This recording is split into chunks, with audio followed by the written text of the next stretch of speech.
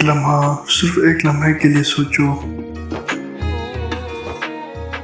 تم اپنی زندگی کے 13 سال، شاید 15، پھر 20 سال روز صبح اٹھ کر ایک مخصوص وقت پر تیار ہوتے رہے، گھنٹی کی آواز پر گھر سے نکلے، بستہ اٹھایا، قطار میں کھڑے ہوئے، استاد آیا، خاموشی، ہاتھ اٹھاؤ، اجازت لو، تب بول سکتے ہو۔ وقفہ کب ہوگا؟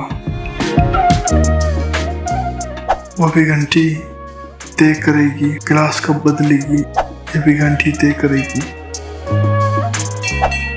جیسے کسی فیکٹری میں مزدور شفٹ بدلتے ہیں، تم بچپن سے ورک شیڈول پر چلتے رہے ہو، تم نے بھی کبھی سوچا کیوں؟ کس نے فیصلہ کیا کہ ہر بچہ یہ کرے؟ کیا یہ واقعی تعلیم ہے یا ہمیں کنٹرول کرنے کا عمل؟ ہمیں بتایا گیا پڑھو، اچھے نمبر دو، نوکری کرو، زندگی کامیاب ہوگی، لیکن زندگی گزارنے کے لیے جو چیزیں واقعی ضروری تھی وہ ہمیں کبھی نہیں پڑھائی گئی۔ تو سوال یہ ہے، یہ نظام انسان کو آزاد کیوں نہیں کرتا؟ یہ سوچنے والے انسان کی مخالفت کیوں کرتا ہے؟ کس نے فیصلہ کیا کہ تعلیم کا مقصد نوکری ہے؟ یہ اتفاق نہیں ہے، یہ حادثہ بھی نہیں ہے، یہ ہے منصوبہ۔ آج ہم اس منصوبے کی اصل جڑ تک جائیں گے۔ یہ ہے ممنوعہ تاریخ۔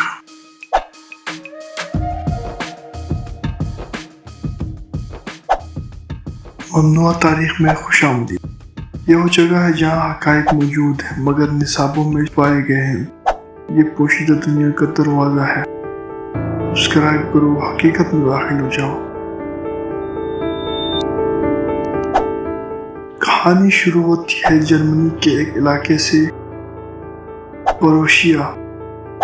جب پروشیا کو نپولین نے شکست دی تو وہاں کے حکمران کو ایک خوف نے جکڑ لیا۔ ہماری قوم سوچتی ہے، سوال کرتی ہے، اس لیے وہ حکم نہیں مانتی۔ بادشاہ نے فیصلہ کیا اب نئی نسل تیار ہوگی، ایسی نسل جو حکم مانے، سوال نہ کرے، فوج کے لیے تیار رہے، فیکٹریوں میں کام کرے، سوچنے کی بجائے اطاعت کرے۔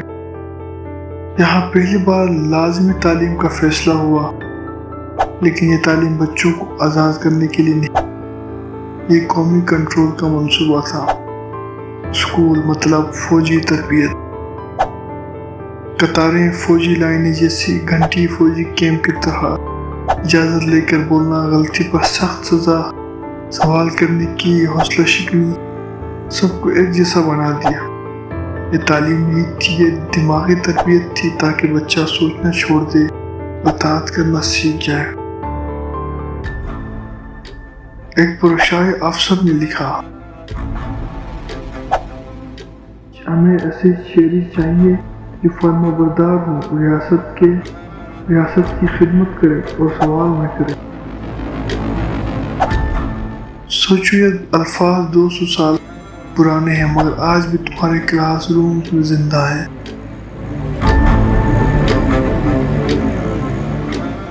امریکہ کی صنعت اور غلام ذہن۔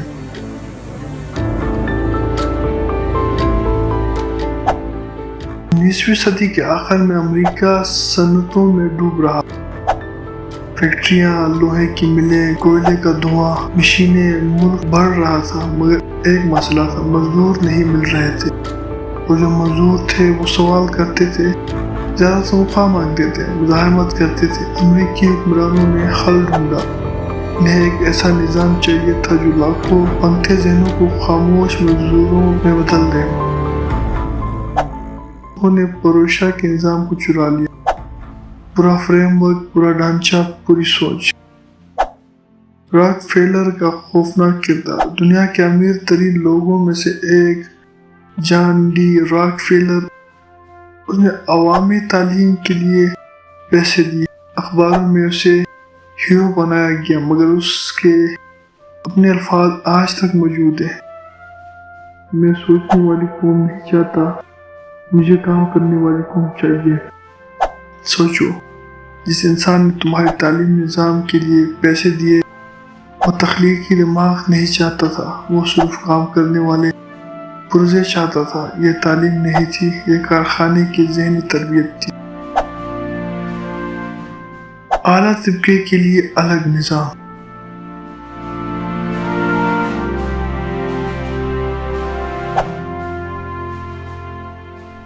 1913 عیسوی میں امریکی تعلیمی کمیٹی نے لکھا، تعلیم کا مقصد مؤثر مزدور پیدا کرنا ہے۔ اس دوران امریکی صدر رولسن نے تاجروں سے کہا، ہم ایک چھوٹے طبقے کو اعلیٰ تعلیم دیں گے اور بڑی اکثریت کو صرف اتنا پڑھائیں گے کہ وہ مزدوری کر سکیں مگر ذہنی آزادی حاصل نہ کریں۔ یعنی تعلیم دو قسم کی تھی، عام لوگ یعنی کہ اطاعت، نوکری، محنت، حکم ماننے والے، امیر طبقہ، قیادت، سرمایہ، سوچ، رائے بنانے والے، مالک۔ اس لیے اسکول میں تمہیں سوچنا نہیں سکھایا جاتا، صرف یاد کرنا سکھایا جاتا ہے۔ اسکول کیا سکھاتا ہے اور کیا چھپاتا ہے؟ اسکول کیا سکھاتا ہے؟ خاموش رہو، اجازت لو، غلطی سے ڈرو، نمبر کے لیے دوسروں کو شکست دو، گھنٹی پر چلتے رہو، یاد کرو، سوچو نہیں۔ کیا کبھی نہیں سکھاتا پیسہ کیسے بنایا جاتا ہے، سرمایہ کاری کیسے کی جاتی ہے، کاروبار کیسے شروع ہوتا ہے، حکومت اور میڈیا پر سوال کیسے کیے جاتے ہیں، ٹیکس، معیشت، آزادی، ذہنی طاقت، اپنی رائے کو مضبوط کیسے رکھا جاتا ہے۔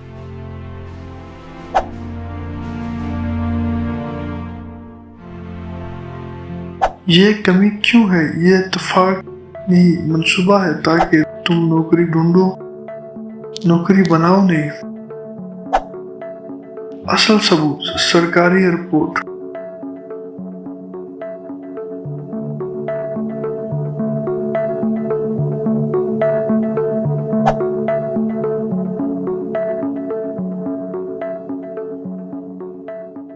انیس سو 34 عیسوی کی کارنیگی رپورٹ میں لکھا گیا، تعلیمی نظام جان بوجھ کر بورژوائی طرز پر بنایا گیا تاکہ عوام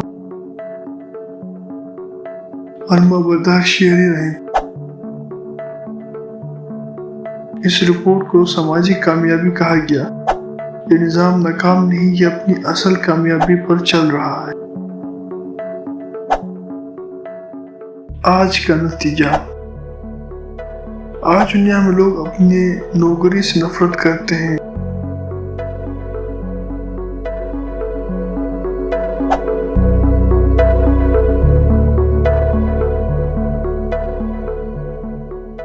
طلبہ قرض نسلوں کو تباہ کر رہا ہے، نوجوان انہیں دباؤ میں ہیں، زیادہ تر لوگ مالی آزادی نہیں سمجھتے، لوگ پوری زندگی تنخواہ کی غلامی میں رہتے ہیں۔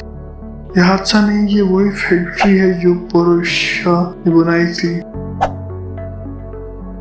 جس کو راک فیلر نے فنڈ کیا، جسے حکومتوں نے فنڈ کیا اور جس کے مزدور آج ہم ہیں۔ آزادی کا راستہ۔ لیکن خوشخبری یہ ہے، جب تم کھیل کو سمجھ لو تو تم اس کھیل کے اصول توڑ سکتے ہو۔ آزادی کیسے؟ پیسہ کمانے کی اصل مہارتیں سیکھو، سرمایہ کاری سیکھو، کھیل بناؤ، کاروبار بناؤ اور خود علم حاصل کرو۔ صرف کتابوں پر مت رہو، سوال کرو، سوچو، دلیل دو، اپنی آمدنی خود بناؤ، تنخواہ کا محتاج نہ رہو۔ دنیا کے امیر لوگ اپنے بچوں کو عام اسکول میں کیوں نہیں بھیجتے؟ کیونکہ وہ جانتے ہیں کہ تعلیم نہیں، آزادی اہم ہے، اور آج تم بھی جان چکے ہو۔ یہ تھی ممنوع تاریخ کی پہلی قسط۔ اگر آج تمہاری آنکھیں کھل گئی ہیں تو لائک کرو، کمنٹ میں لکھو بے نقاب، اور ابھی سبسکرائب کر لو۔